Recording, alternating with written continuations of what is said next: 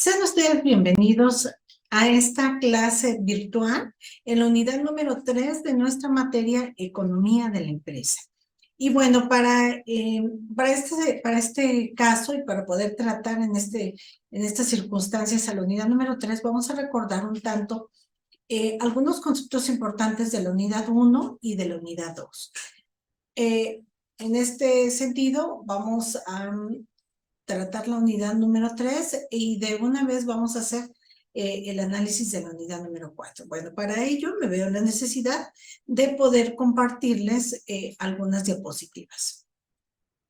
Ahí vamos a ver, en este caso, si ustedes me lo permiten, vamos a hacer un estudio detallado en este caso, de la unidad número 1, que hablamos sobre la naturaleza de la empresa, hablamos también de algunos indicadores económicos, como es el Producto Interno Bruto.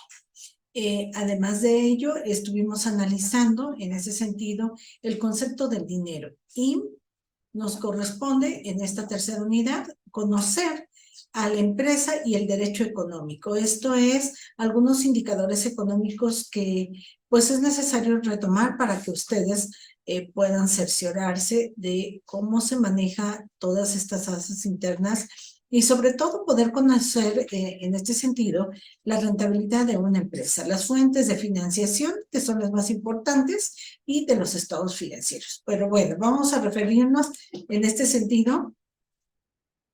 Aquí les estoy compartiendo algunas diapositivas. Aquí les voy dejando, ¿verdad? Ustedes lo van a poder ubicar, ¿verdad? Una vez que vayan haciendo el estudio de todo esto. Bueno, en nuestra tercera unidad estamos hablando de la empresa y el derecho económico. Bueno, ¿qué tenemos que nosotros identificar, conocer y sobre todo reconocer, ¿verdad?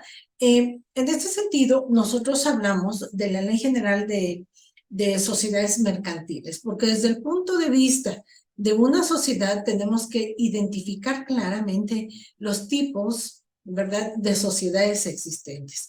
Y están estas sociedades de personas, que su nombre lo dice, está integrado por una colectividad, por un grupo de personas.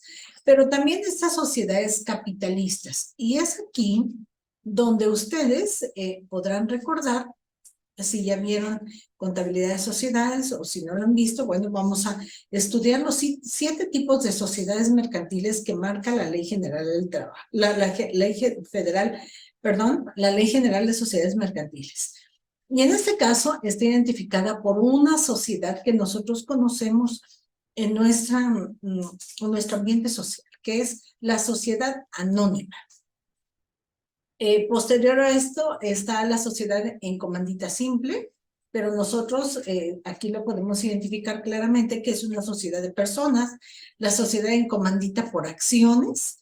Esta sociedad es una sociedad en donde es necesario que los socios accionistas exhiban, den a conocer o suscriban, ¿verdad?, el dinero con el cual van ellos a comenzar esta sociedad.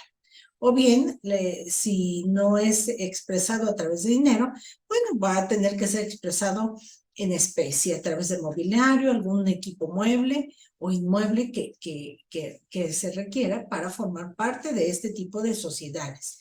Están también las sociedades cooperativas, pero estas sociedades cooperativas son de interés social. Actualmente nosotros estamos utilizando las sociedades SAPI. ¿Y qué son este tipo de sociedades? Ustedes podrán preguntarse, bueno, pues este tipo de sociedades SAPI son sociedades anónimas que son promotoras de inversión, o sea, que promueven la inversión. Esto, más allá, que es que prestan dinero, en pocas palabras, eso es lo que quiere decir, prestan dinero a estas pymes, a estas pequeñas empresas, pues para que les genere cierto interés. Financieramente hablando, o ganen un interés sobre el dinero que se les presta.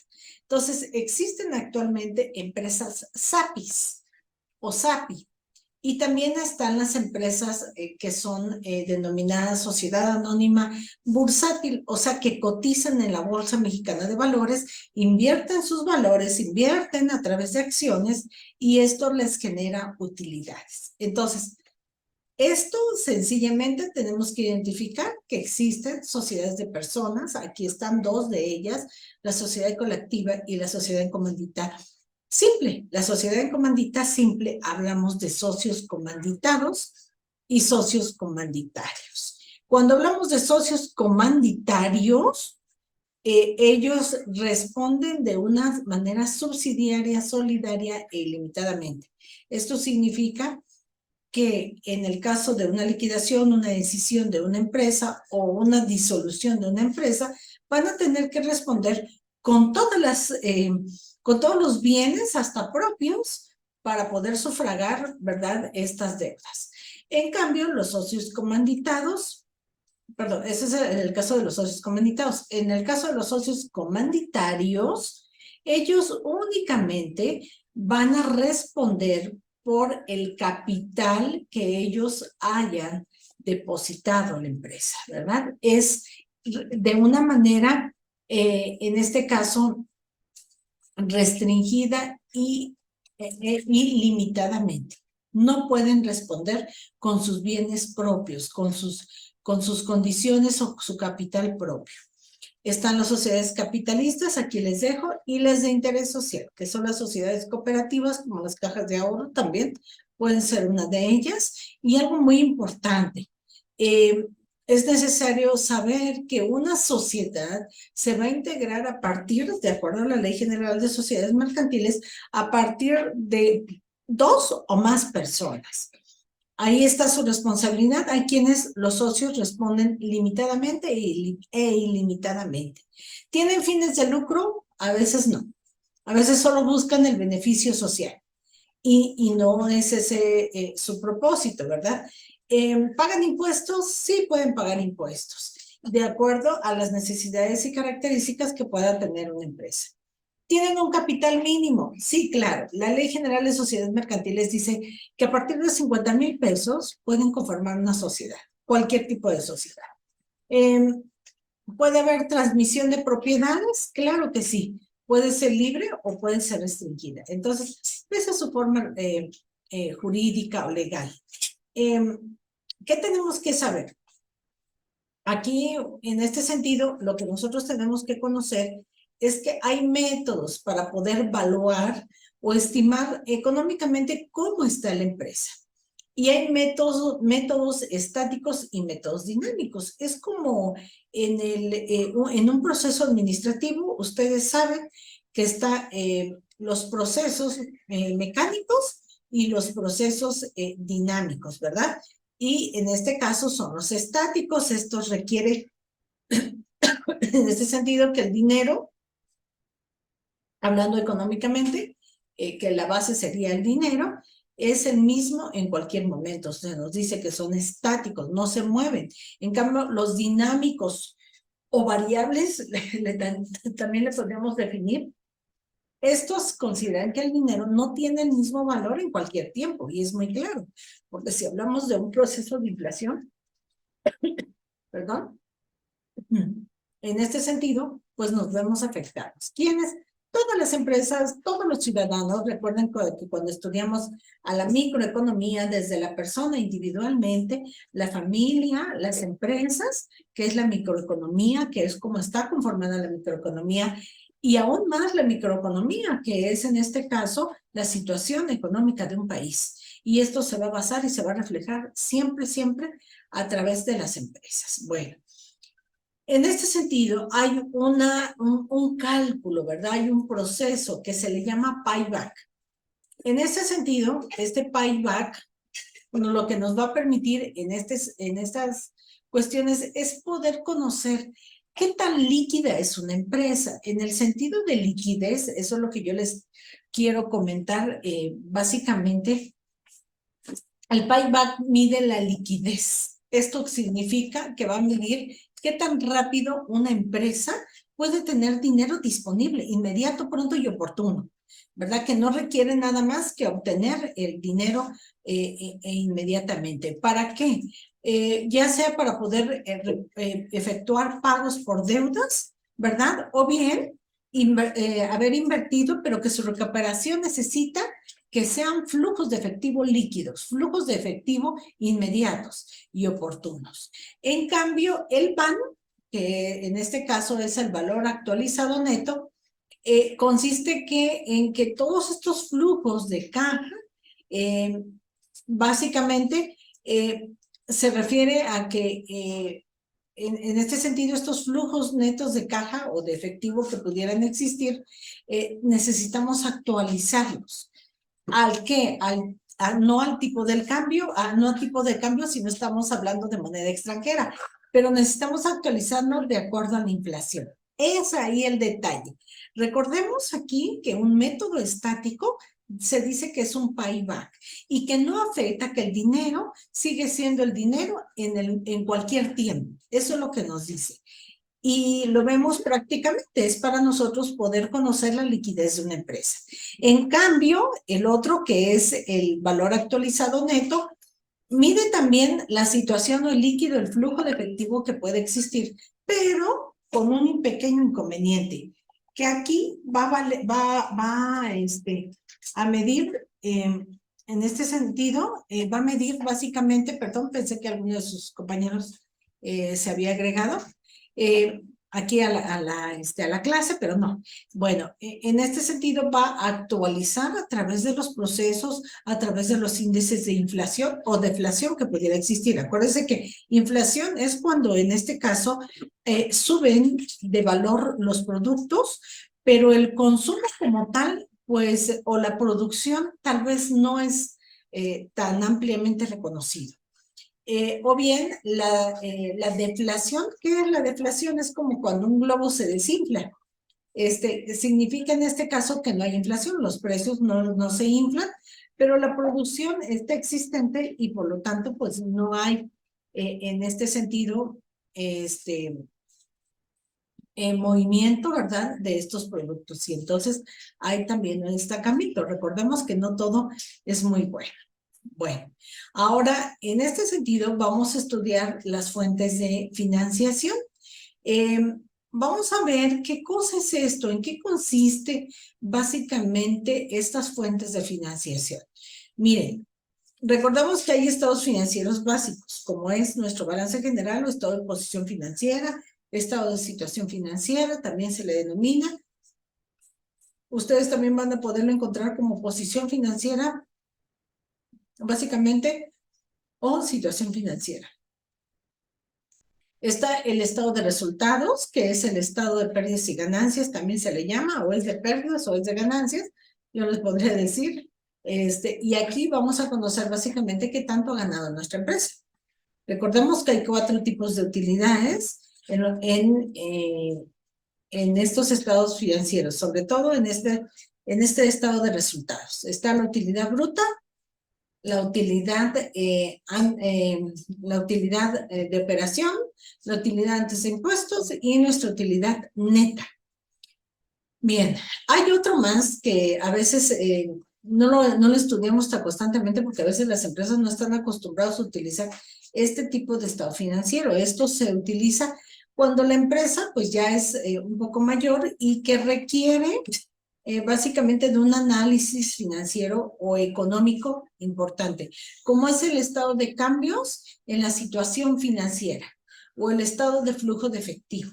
Aquí es un análisis minucioso de qué aumentos han habido en el efectivo, en la liquidez, ¿verdad? Y entonces se hace un estudio minucioso de la cuenta específicamente de caja o de bancos, considerando los aumentos y las disminuciones que han existido. Y otro estado financiero muy importante, que es el estado de cambios en el patrimonio o en el capital social. ¿Esto qué significa? Igual vamos midiendo los aumentos o las disminuciones que ha tenido el capital social o el patrimonio en el caso de una persona física. Y entonces aquí vamos viendo qué socios, qué accionistas también pudieron haber aumentado o disminuido básicamente pues su capital. Estos son 4 básicos y esenciales que debemos de recordar. ¿Para qué nos va a servir todo esto? Vean ustedes, aquí yo les dejé este agregado para recordar, ¿verdad? Que este estado financiero, que ya les había comentado, se le llama también de situación financiera, o es el balance general, nos muestra básicamente cómo están sus activos, cómo están esos bienes y derechos, cuántas deudas tiene y sobre todo, cómo está ese patrimonio, cómo está considerado, ¿verdad? En este otro sentido, aquí vamos a conocer las utilidades, la utilidad más la inversión, ¿verdad? Y que nos va a dar como consecuencia la rentabilidad. Recordemos que esta utilidad neta que nosotros obtenemos, todas las empresas que requieren tener éxito, ¿verdad? No solamente es obtener la utilidad, sino ver en qué lo invertimos. Por eso siempre les digo, utilidad más inversión es igual a rentabilidad. Estoy viendo de qué forma yo puedo invertir este dinero, que se duplique, que se triplique, que se cuadriplique, con el objeto de poder ser una empresa rentable. Una empresa rentable es cuando en este sentido, mis utilidades las duplico, ¿verdad? O las triplico, lo que ustedes gusten. A la tercera, cuarta potencia pongo mis utilidades y entonces estoy satisfecho de que cualquier gasto, cualquier condición, yo puedo inmediatamente tomar de mis inversiones y poder, en este caso, hacer uso de este dinero para mejorar mi empresa. Entonces, todas las empresas logramos o necesitamos ser empresas rentables, ¿verdad? Pero para ello, pues necesitamos conocer estas razones financieras, que ya lo vimos en la tercera unidad sobre liquidez, utilizando los métodos estáticos y el otro que es dinámico, el payback, o bien el otro que es el bank. Con esto ustedes pueden conocer e identificar dinero. ¿Qué tan rápido tengo dinero? ¿Qué tan pronto una empresa puede ser solvente? Es decir, solvencia se refiere a que adquiero una obligación, una responsabilidad, pero sé que puedo pagar inmediatamente. ¿Cómo puedo, en este caso, tener un apalancamiento, o le llaman endeudamiento? Pero lo pongo en rojo porque no siempre es en perjuicio de la empresa. A veces la empresa tiene que apalancarse o endeudarse porque sabe que si sale de este proceso que requiere apalancarse, que requiere endeudarse, es posible que duplique, triplique o cuadriplique su rentabilidad. Entonces, no siempre es tan mal concepto el apalancamiento, el endeudamiento. Claro, si estamos en números rojos y todavía aún nos apalancamos, pues definitivamente vamos a tener un resultado negativo ante la empresa. Entonces, así recordemos, quiero volver a recalcar, el apalancamiento no siempre es tan perjudicial, pero sí tenemos que tener gente especializada en la cuestión financiera para saber que ante estas condiciones podemos mejorar nuestra rentabilidad. Y bueno, las razones de rentabilidad ya no se diga, ¿verdad? Les decía nuevamente, utilidad más inversión me va a dar como concepto la rentabilidad. Es aquí donde nosotros necesitamos llegar a este concepto y sobre todo, ya voy concluyendo con el tema más importante, dice economía de la empresa. Esta economía de la empresa, recordemos que siempre se va a medir o se va a diagnosticar a través de las razones financieras de liquidez, solvencia, o bien rentabilidad, en todo caso apalancamiento o endeudamiento. Pero si la empresa hace las cosas razonablemente bien, entonces en este sentido estas razones financieras van a tener un diagnóstico positivo. Con esto concluyo, estimados jóvenes, esperando que los temas hayan sido de interés en cada una de las unidades desarrolladas. Les recuerdo nuevamente liquidez, solvencia, apalancamiento y rentabilidad. Me dio mucho gusto estar con ustedes y espero vernos en alguna otra materia, poder compartir, ¿verdad?, algunos conceptos que en el futuro les les podrá servir y les podrá ser de mucha ayuda. Por su atención, gracias.